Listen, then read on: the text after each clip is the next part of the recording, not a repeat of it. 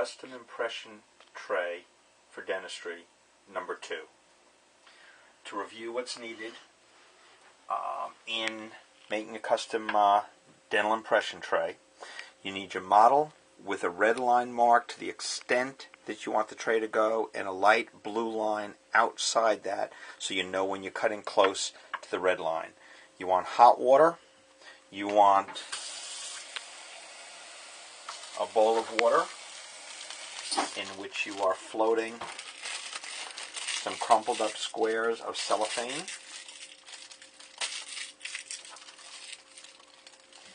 You want base plate wax, a spacer, a material press, which again is made out of a sheet of impression compound molded around with stone. We call it a Hygon press. That was the original material we used in dental school. A glass slab to work with that material. Your tray material, polymethyl methacrylate, auto cure of any brand you like. Your mixing pieces, eyedropper, lubricant, office knife, tongue depressors as mixers, and then various pieces of plastic and metal to make horizontal spacers at various heights as determined later. You start with your model. You take your base plate wax, soften it, fold it in half, make sure it's still warm and soft, and then get the appropriate thickness of 2 pieces of base plate wax worked around your teeth. If you do this correctly, and you're lucky, there is very little material that needs to be added later. I take my office knife and work the material into the undercuts.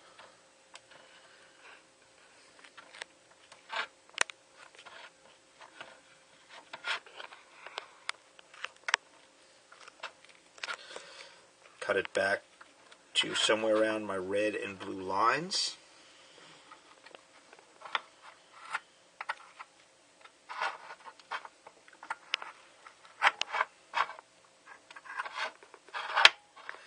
Take off the gross excess, going straight down so I don't have sharp ridges. I then remodify this with my fingers.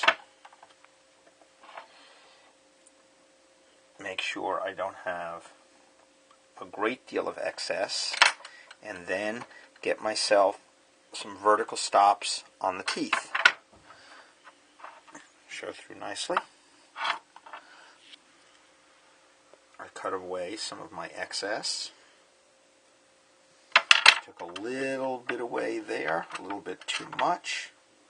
So I will warm that and give myself some more material around the facial.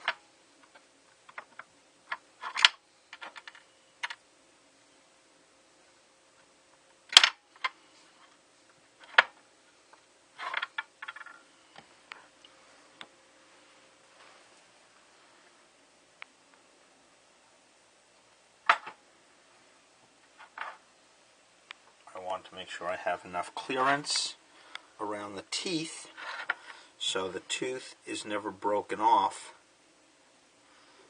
getting the material out. I will want a V to guide the impression tray in going to place, and another V over here, very shallow, in guiding the impression tray to go to place.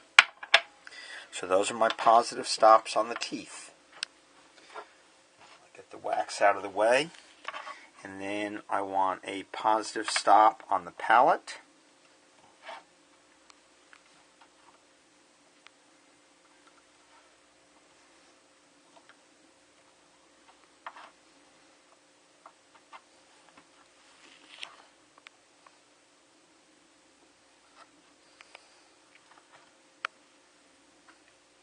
and positive stops on the ridge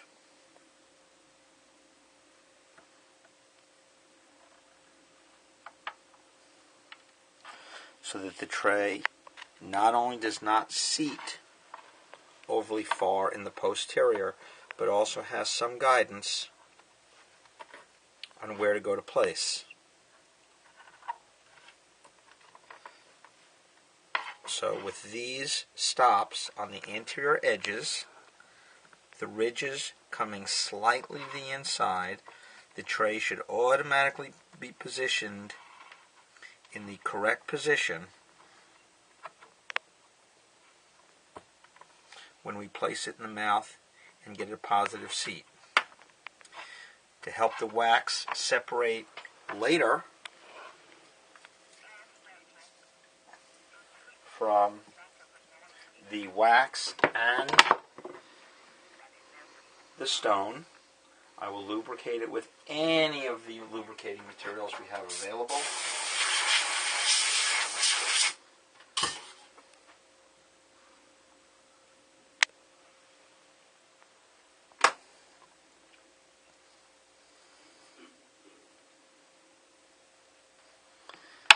That is now our model with spacer. I will then take one of my sheets of cellophane that is thoroughly wetted. I will take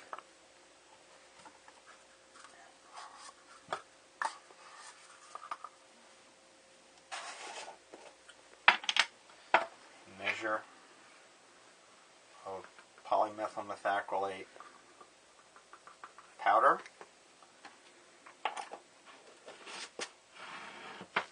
and I will probably use a little bit more.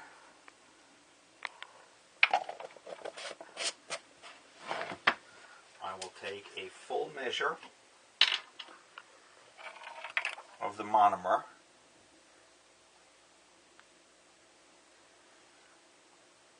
and I will begin my mix. Eyedropper of some sort in the monomer.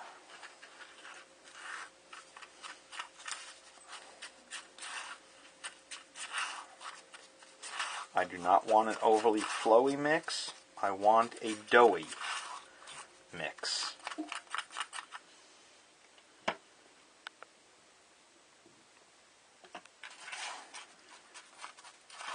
If the mix is so dry that the tray does not have all the material cohering to itself and polymerizing with itself, the tray will be weak and will break. If you make the material too thin and watery and runny, you can't work with it. So I'm trying to use pressure to make sure all the particles of the monomer are wetted, but we do not have a soupy mix.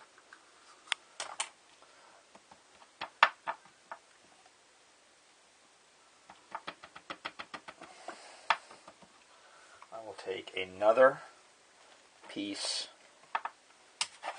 of cellophane and I will spread my material out so it fills the press. Set that aside in case I need it. I will then take the proper thickness of material. I will put a little in there, a little in there, a little in there, in each of my cutouts. I will then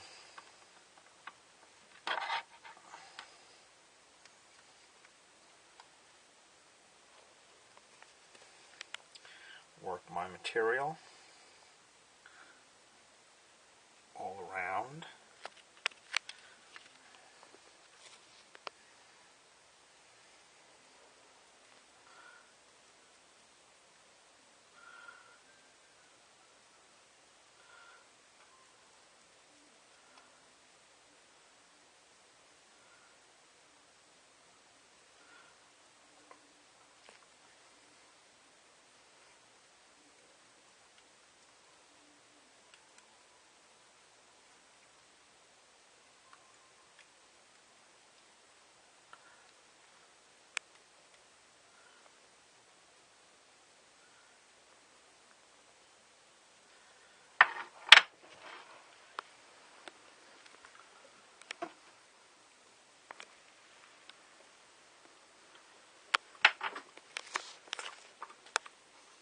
I am using my fingers, office knife, monomer, etc. to mold the material into intimate contact with the tray all the way around, trying to close the arch without adding overly much material.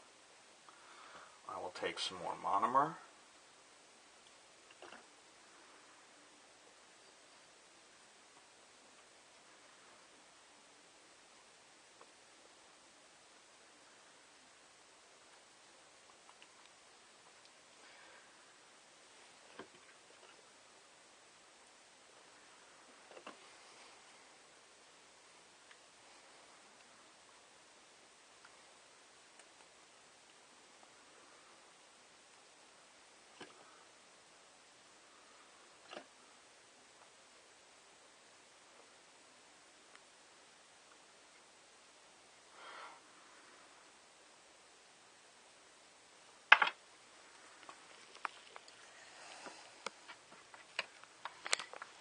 I want to make sure that all my material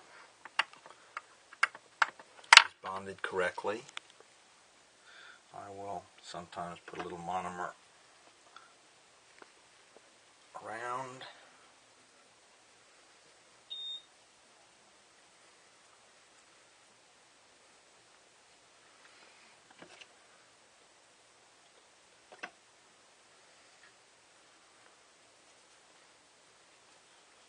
And that is my tray.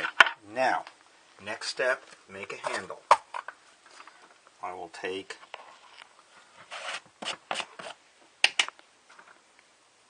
I probably have a lot of excess material there that I should not have used. I will grind it away later, leaving the tray thick enough. I've got about a third of a measure of the powder.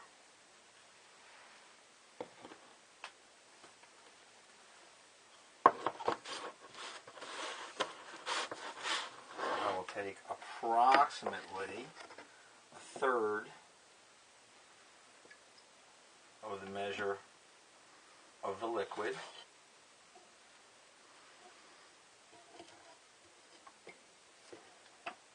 If I have any thought that this area isn't sealed, I will add a little more, but I think we have good fusion all the way around.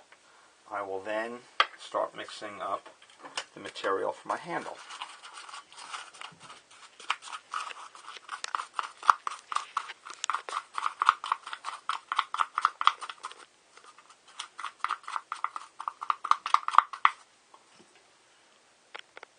A couple of extra drops will get that to the right consistency.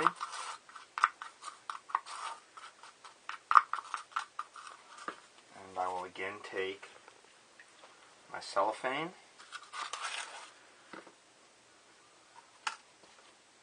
I will put a dollop of material there, glass slab, and I now have the makings for my handle. I'll leave that piece sitting there. I will place some monomer right in this area where I want to bond the handle. I want that handle low enough so that it comes under the lip while I'm border molding.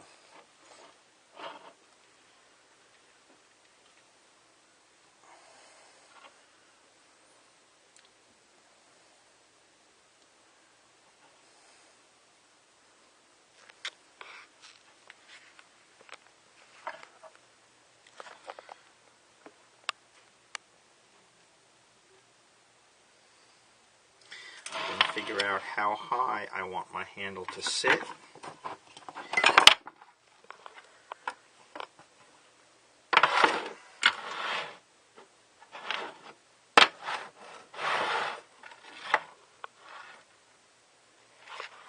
It's a little bit high.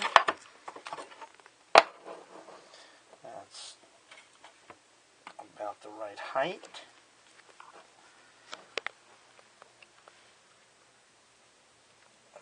Handle.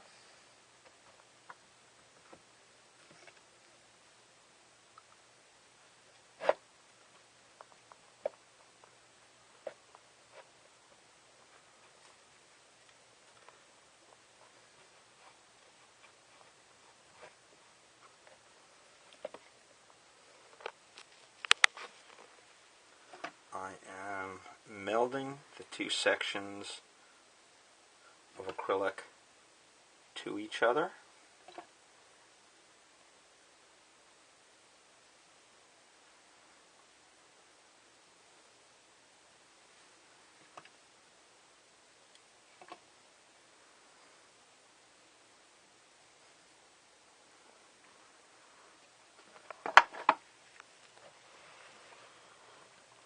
I will want my handle a little bit higher than that, so it is below the level of the lip.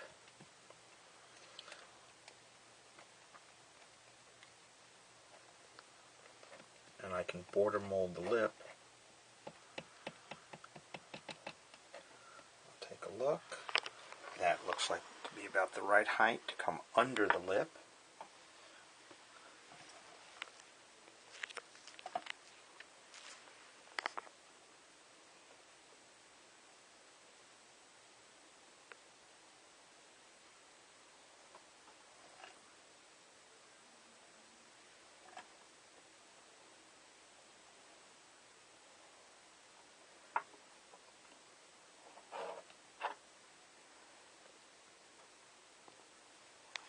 And that is a custom impression tray completed. Once this, I will let this sit another half minute so it gets a little more fixed. The handle becomes a little bit more rigid.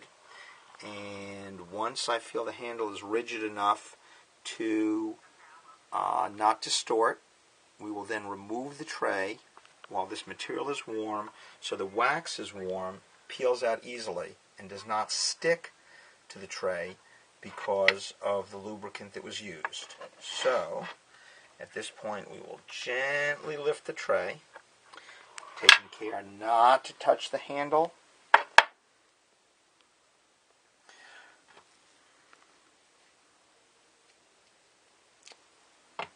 That is our custom impression tray. We will then remove the excess material. We've got our tissue stops, we've got our centric stop, and we've got contacts on the teeth.